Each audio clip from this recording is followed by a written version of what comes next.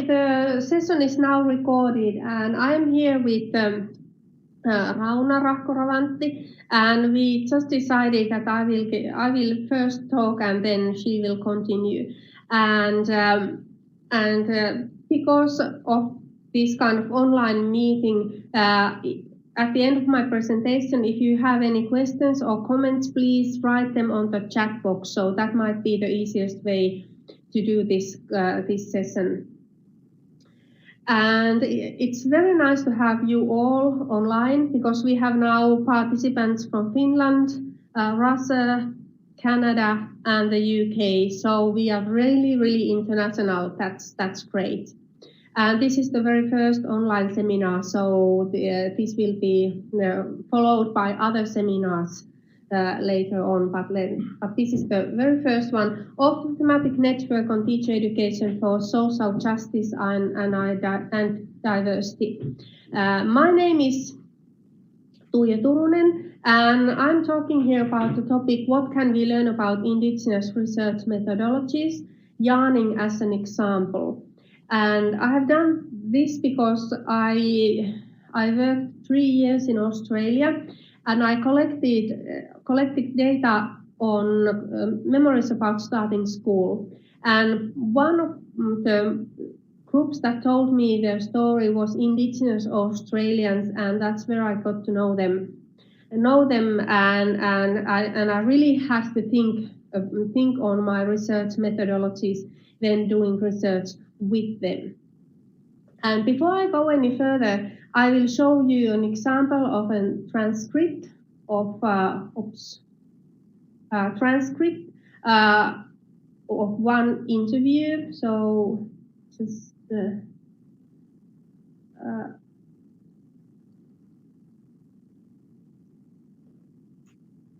okay. So this is a transcript of an interview I had with a lady who started school in 1941. And we don't have time to go and read it through, even though it's really interesting story. But the bold text is the interviewer, if you like, or the listener. And then the longer one is the person who is telling her story. And most of the time, she was telling, and we were 2 interviewers there, and we were only listening what she had to say about. And that's the way I like to think about this yarning too, that it's mostly listening. This is an example. And now I go back to my presentation here. Okay. And in the beginning, I would like to acknowledge the communities in which this research project was undertaking.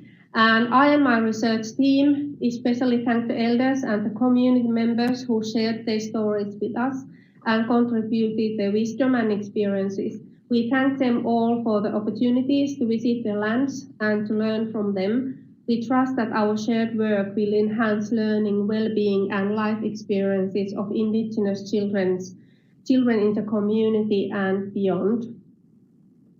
And I wish to caution the audience that the following excerpts from transcripts may contain language that is outdated, may be offensive, and as well as passages that may be upsetting.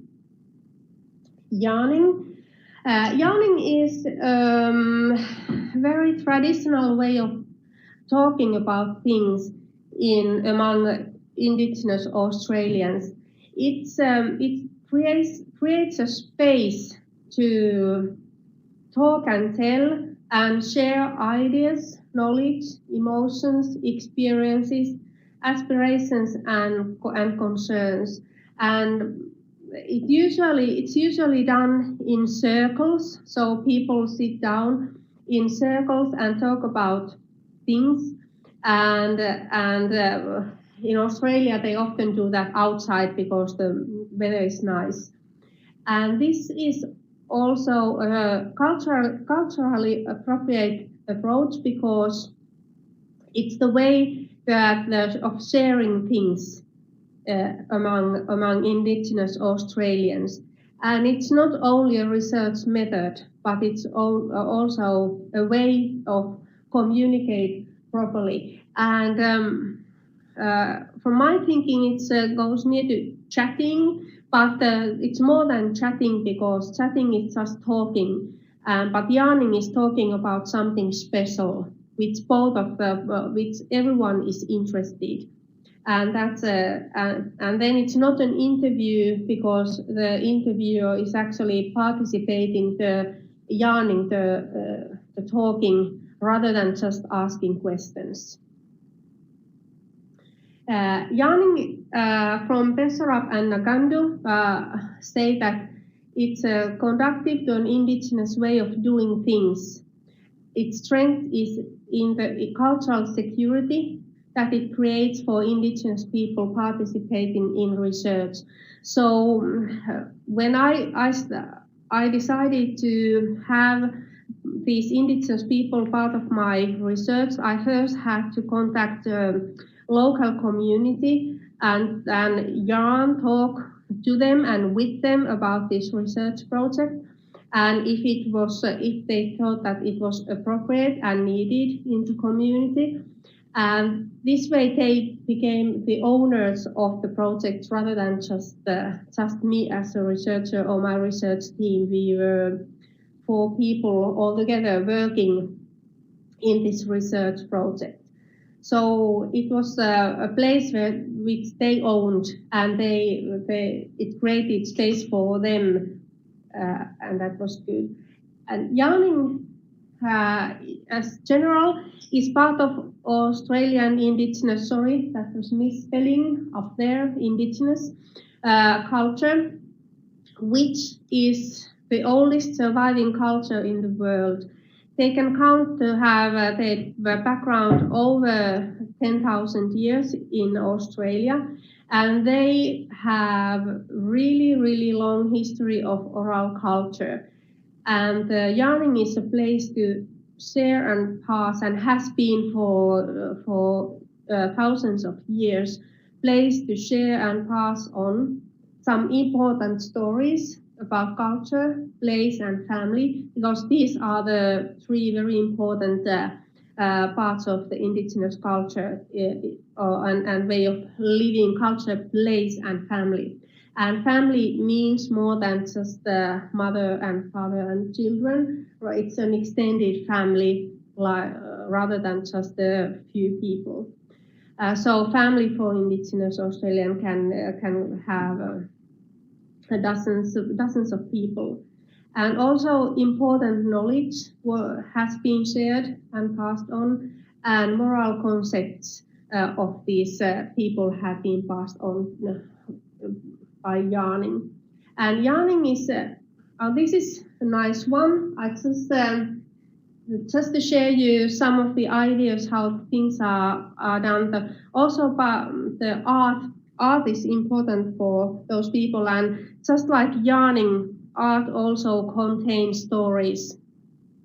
And I don't know if you can see what is in this picture. It's a piece of art made by an unknown Wiradjuri artist, and there are 2 turtles in this picture, and actually celebrates the area of Wiradjuri country for it, how it can, everything can be put there. Yarning is still important for Indigenous peoples and everyday lives, and it's used in community-based, for example, in community-based health and educational activities. And I will now share my desktop so that you can see, sorry, my document. Let's go here. Sorry for this.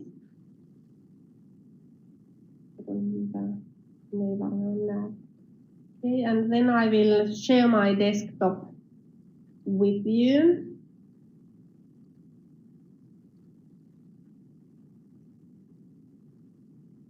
Share.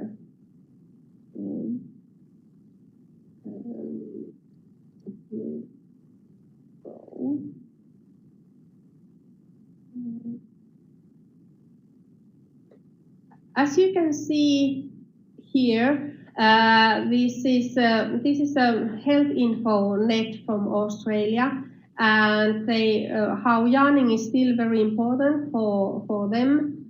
And I put this down. And this is really interesting because they also have some places for online yarning, and this is a place for that. So it's still very culturally appropriate way of talking with and among people.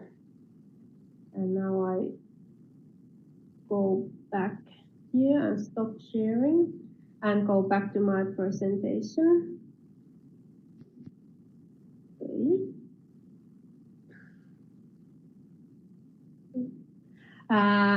And for research then, what does it mean for a researcher? And I would say that yarning as a research method puts the research really to the place of a learner and a listener, and it requires skills and cultural awareness, and to respect the cultural ways of doing things. An Indigenous person should always be involved as part of the research team, as we had. And because it's about listening what's important for these people and kind of talking together about these important things, it promotes critical and emancipatory approach in research. The concept of cultural interface, I find it really interesting, and it means that you are in a place where you are interface of two different cultures, and it's a kind of liminal space between these two cultures, and everyone who comes to that liminal space actually has an understanding of the world as from their own perspective. And coming to that cultural interface means that you learn to know about the other way of understanding the world and understanding what the knowledge is. And if it's successful, it's actually really brings up a new understanding of the world. Yarning in a research looks like semi-structured interviews. It has a topic, and it has a topic which the people are talking about, and everybody who comes to that situation knows that what is the topic we are supposed to talk about.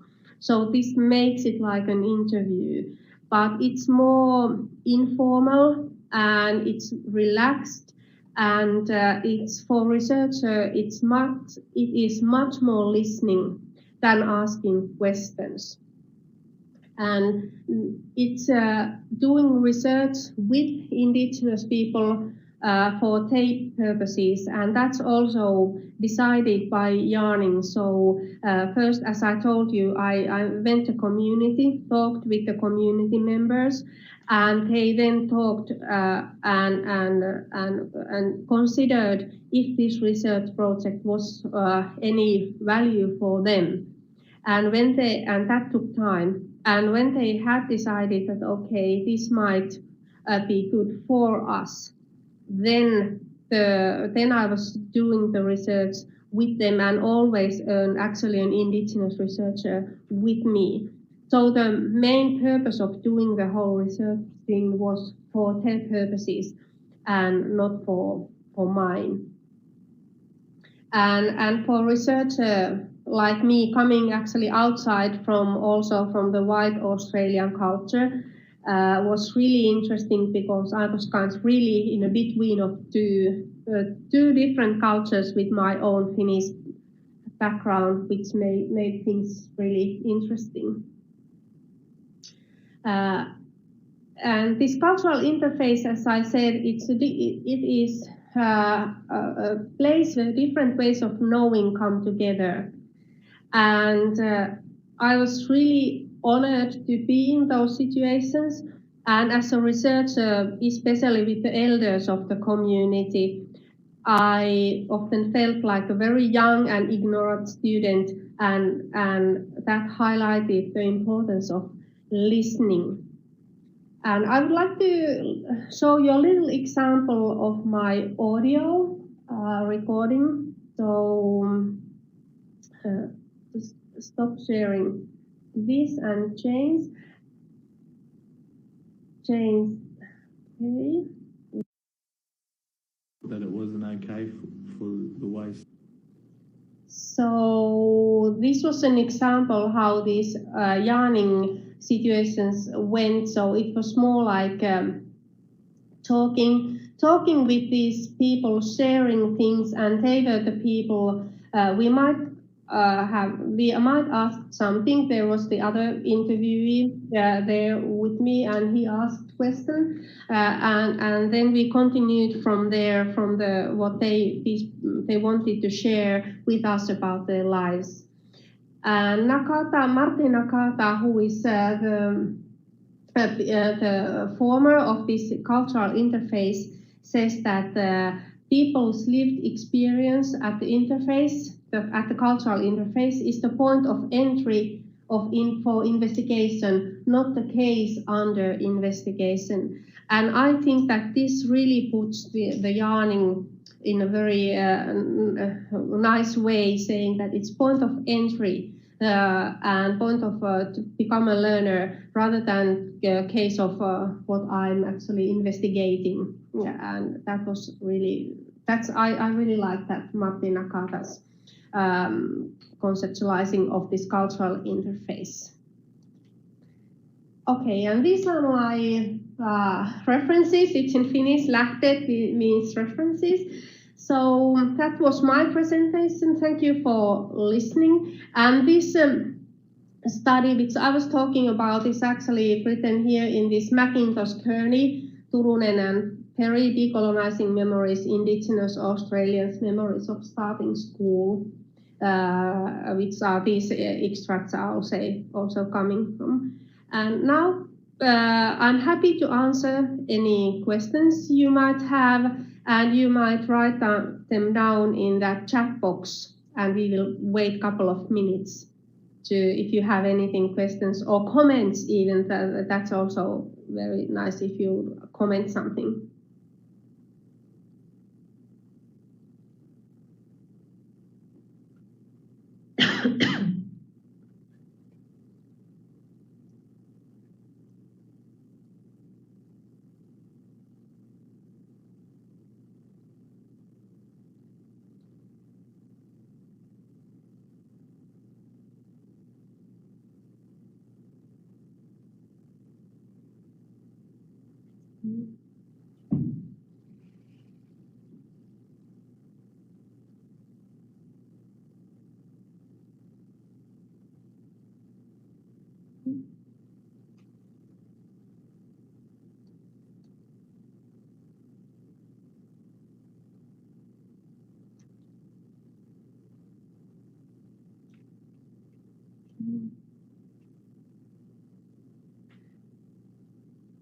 Okay, so how did I decide who was respected? They decided, not me. So the people and the community members decided who should be there with me. Not, I didn't decide that. That was a decision of them, not me.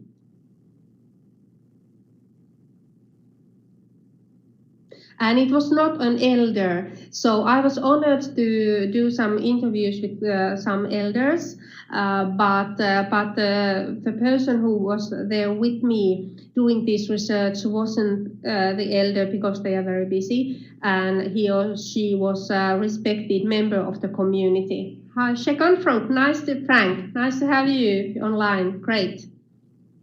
Oh, I lost Frank's application. For implications of this work, I think that as we have titled our article, this decolonizing memories, and I think that that's actually the implication. So we have these policies and we have educational histories and we can learn from them. But this was to give these people a voice to tell their experiences in the mainstream educational system, and also making people aware of how they felt the policies, like oral history usually does. So I would say that this enhanced the understanding of these experiences, and also gives opens the place for this cultural interface to anyone who is actually listening these stories and learning from them. Oh yeah, so internet yarning would probably not work very well because it's important to see each other's, but that's more like maybe chatting or something. Internet yarning. I didn't register to the website, so I don't know. But for research purposes, as a researcher, I would ask the participants or the people coming to that situation if they would like to be in the same place or in internet. Okay. How does your methodology provide the dialogue of culture? That's an interesting question. We were sharing during the yarning sessions, we were sharing things, and I actually talked about Finnish national epos Kalevala, and also our Finnish dream time stories, if you like. So the traditional way of thinking, for example, that the bear turns in its nest in Heikki's Day, which was there a couple of weeks ago, or things like that. So that made it as a dialogue. But I was more really a listener of their story than telling my story. But I participated in those situations, yes. And we often talked about cultural things as well. Okay, thank you very much.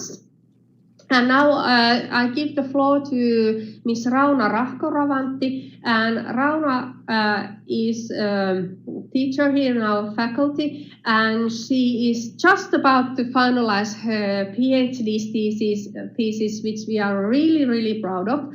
And that's what she is will share with us. So I will give this floor to Rauna.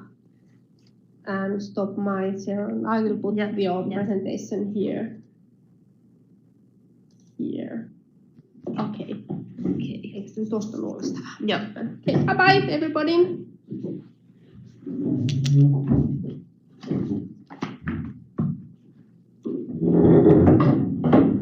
Okay, and hello everyone. My name is Rauna, and as Tuija told, I work here in University of Lapland as a teacher for Sami language and culture.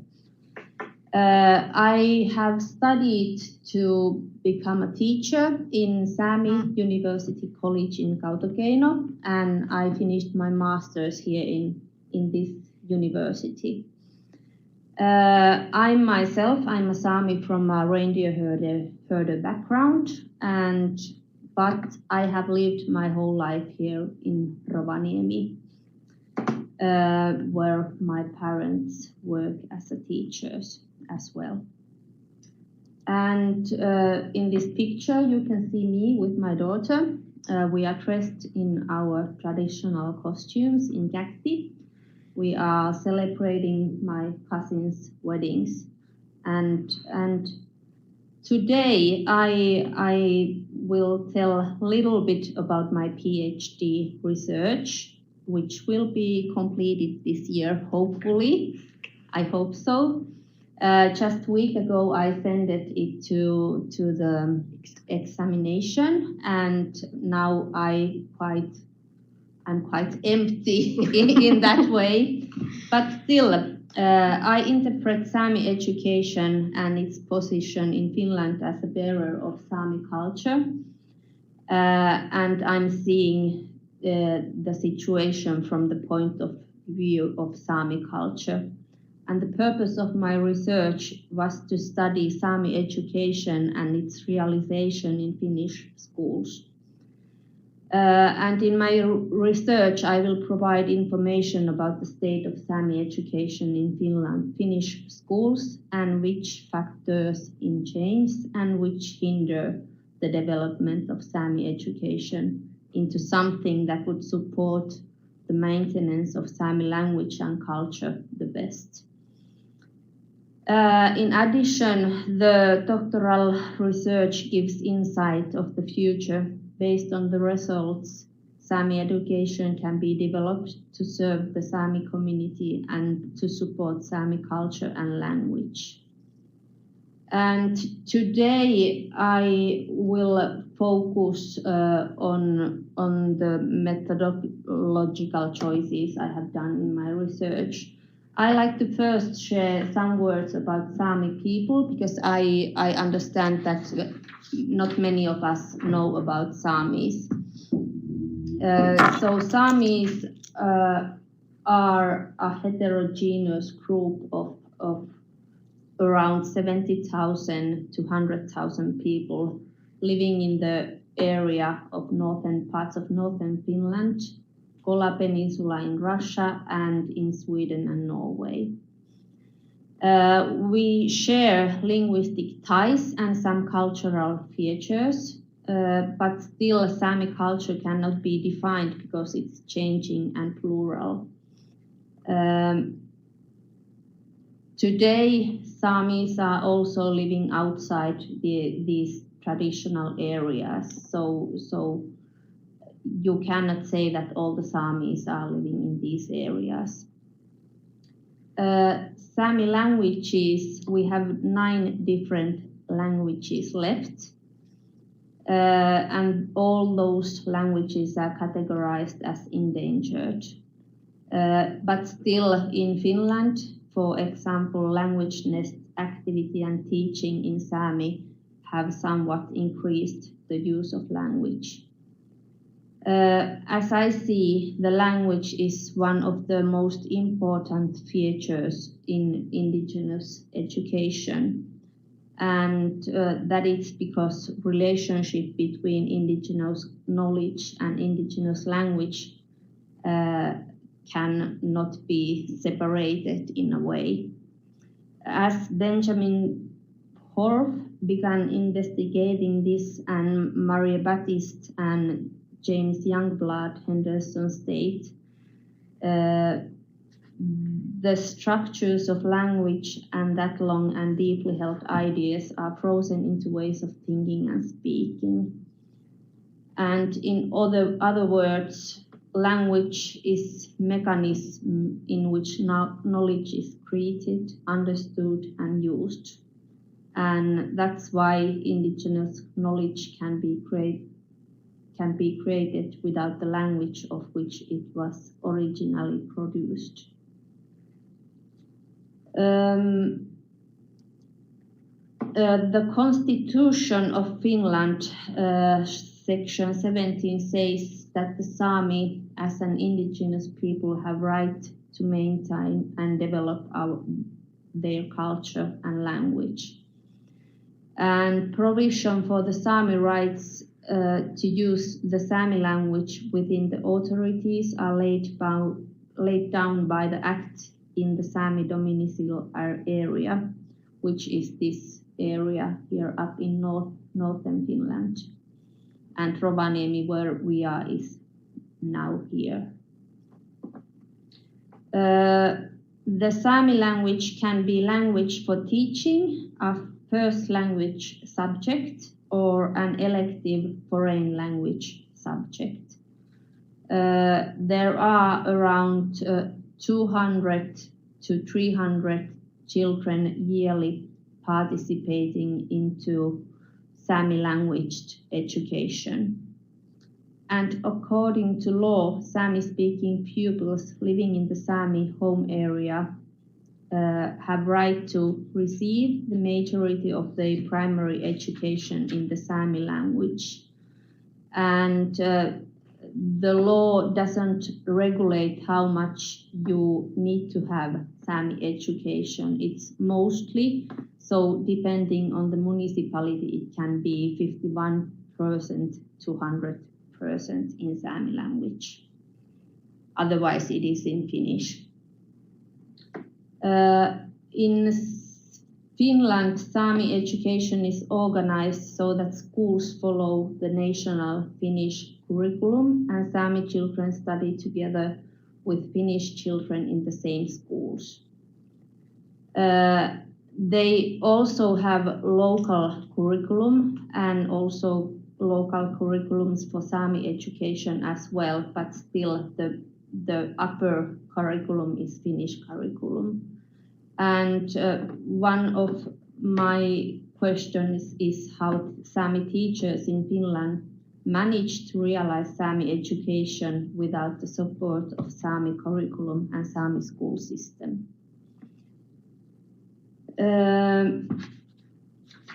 As I started my research, I had 10 Sami teachers who I interviewed, and they work all in Sami language teaching, and they are native Sami language speakers. I did thematic interviews, and our discussions were quite wide, and we spoke a lot. Interviews took around an hour each. As I started to review my themes, I was afraid that I would lose the holistic approach on the situation of Sami education, because I wanted to see it as a the whole thing. So I wanted to see it as a holistic, which has history, nowadays and future. And I think the situation of Sami education can be understood better if it's viewed from the historical context. I also wanted to bring some aspects of decolonization to my research. So I created a model of Lavu, which you can see in this picture. It's Sami teepee. And it's maybe one of the most known symbols of Sami culture, and also it's home for many generations. Traditionally, Lavu was a temporary dwelling used by the Sami people, and it's easy because it was easy to move quickly from place to another. Something which inspired me to create this Lavu model was medicine wheel or sacred wheel, which, for example, Marie Baptiste has used for reconceptualize First Nations education in Canada. So greetings to Canada on my behalf. In Lavu, there is always fixed organization in interior of Lavu. The fireplace Arran is in the middle, and there is one letter missing. Opposite the fireplace is Passu, which is holy area. Food is kept there and utensils are kept there, and women are not allowed to go to the Passu. No one should never cross over or step into either the fireplace or Passu, because we believe that something bad will happen, and of course those are holy places. Between Passu, in the other side of Passu is Uusot, and here in the sides are living areas. Usually the women will sit this side and the men will sit this side. But these areas people sleep and eat and socialize and live. And this Uusot, there is a door, and usually if guests are arriving, they stay in the door and ask if they are allowed to come inside. I wanted to use this Lavu model for other reason as well. I wanted to revitalize the culture, how we should behave in Lavu, because I have noticed that not many people anymore, especially here in Finnish side or in my side of Sápmi, they don't know that Passu should be holy place and it shouldn't be, we shouldn't go there. But back to my research, I placed my research topic as I started to organize my research material. So I placed my research topic on Arran because I think that when we are researching indigenous people, we should take care of the ethics as well. And when you are handling fire, you should be careful as well and respect the fire. And this symbolizes that indigenous research should be ethically relevant, and all information collected from participants of the research should be based on free, prior and informed consent. Then I started and I placed the history of Sami education in the left side, Loitu. In this section, I will bring up how the history of colonization reflects in Sami education today. And the school system has a big role in colonization of indigenous peoples all around the world.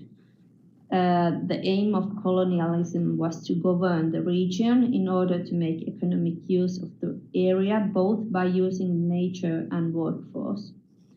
Furthermore, colonialism caused indigenous peoples social inferiority in relation to dominant people. The Sami school culture has been molded according to outer bases, and there are not any ready models for Sami schools where the influence of colonization could not be recognized.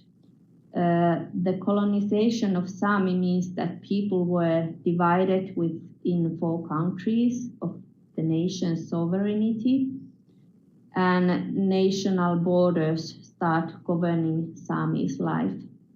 And little by little, the self-determination of Sami's own policy disappeared. And in the school context, it means that the Sami language has not really had any status in Finnish schools in early history. And the aim of the school was to get rid of Sami language. And today, the teachers are seeing that the history is affecting in that way that they have lots of pupils who are not speaking Sami as well as they should. And of course, teachers need to work more. And of course, Sami history is also, it's not visible in Finnish schools.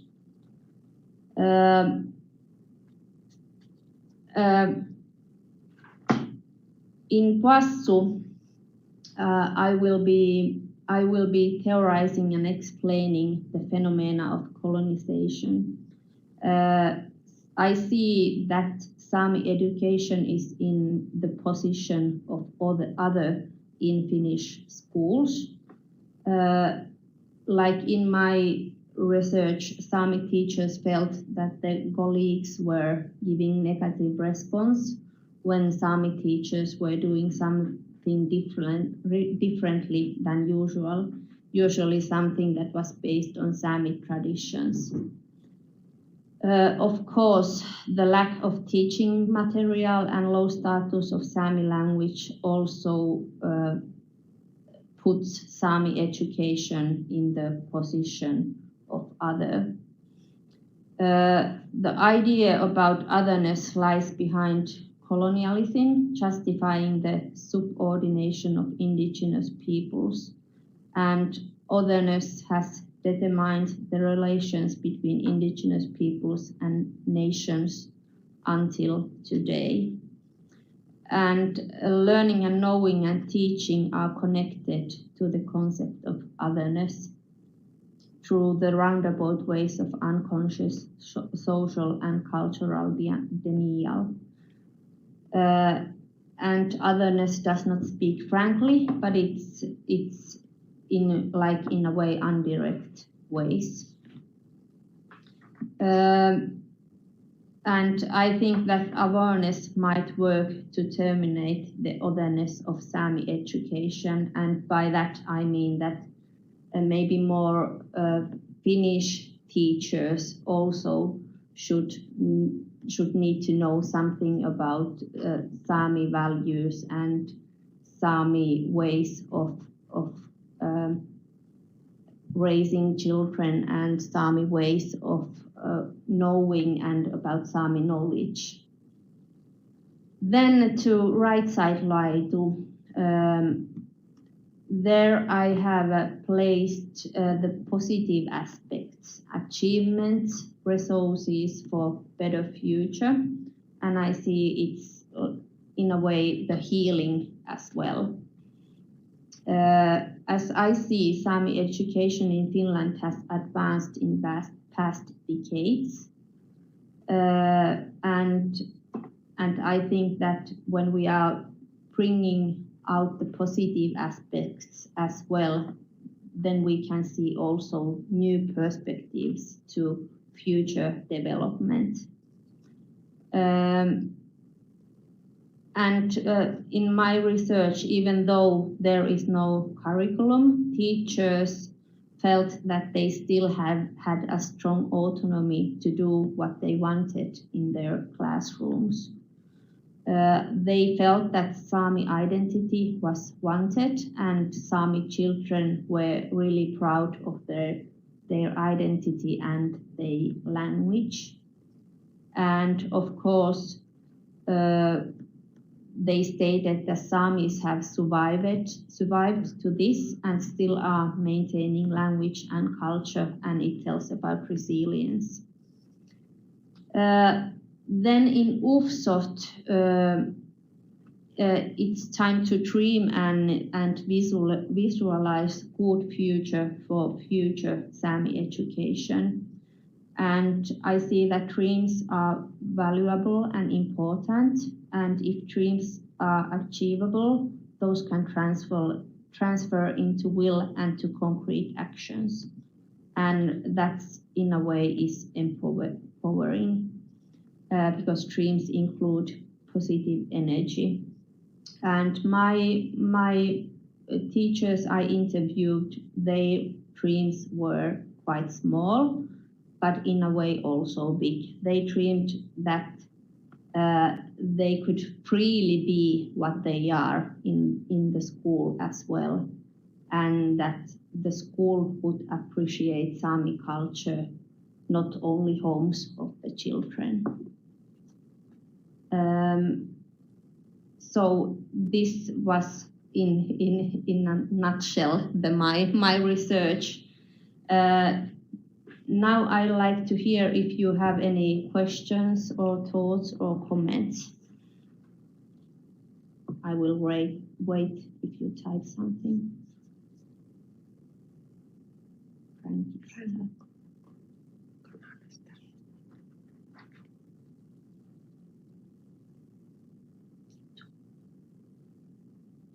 And for your information, this was my first time I was speaking about my PhD research in a wall outside our seminar room. So that's done now. Yes.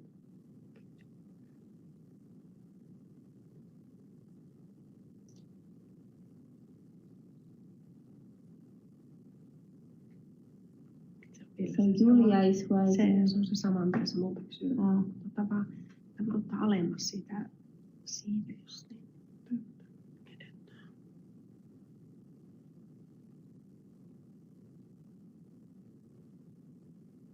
Ei vieläkään.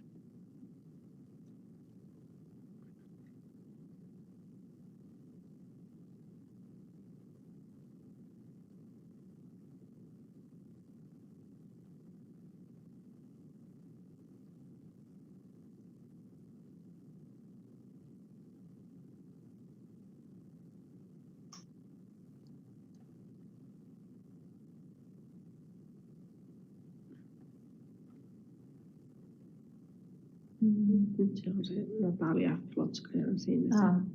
Oh, so Natalia is asking, have Sami teachers their own community? We have here Sami Teachers Association, but in my research, Sami teachers told that they usually feel quite lonely because they are usually minority in their schools. But so they would need more like communication with other Sami teachers. And Frank is commenting enough teachers who are sufficiently fluent in the future.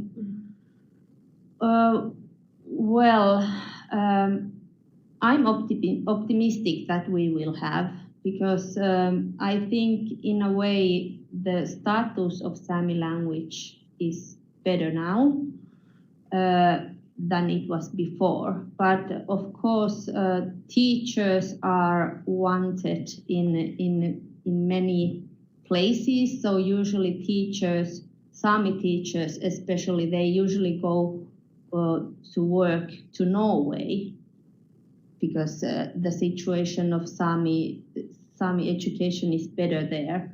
So we don't maybe have enough teachers here in Finland, and that's something we need to work on. But I think they are fluent in a way. Sai is asking, I lost it. Yes. Do you think indigenous knowledge creation is not possible without the language?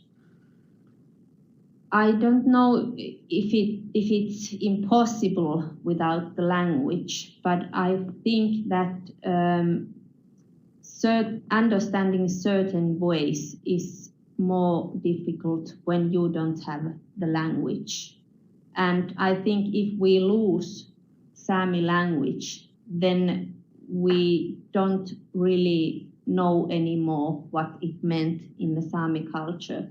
So I mean, if we lose the language wholly, then we don't really can say that our culture is same anymore.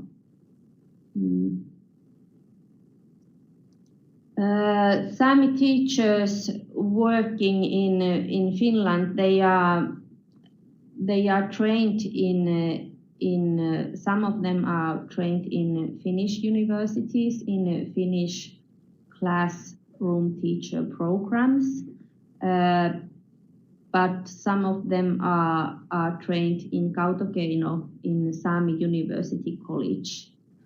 And I think the training is very different from Finnish one, because it's more practical and it's really decolonizing the teachers. So teachers who are coming from Sami University College, they are usually really they are used to work in a Sami way, And I think that's why we have some kind of cultural collisions, because Finnish school is not used to that kind of teachers. And then teachers get tired because they need to fight everything or explain everything. Did I answer any of your questions?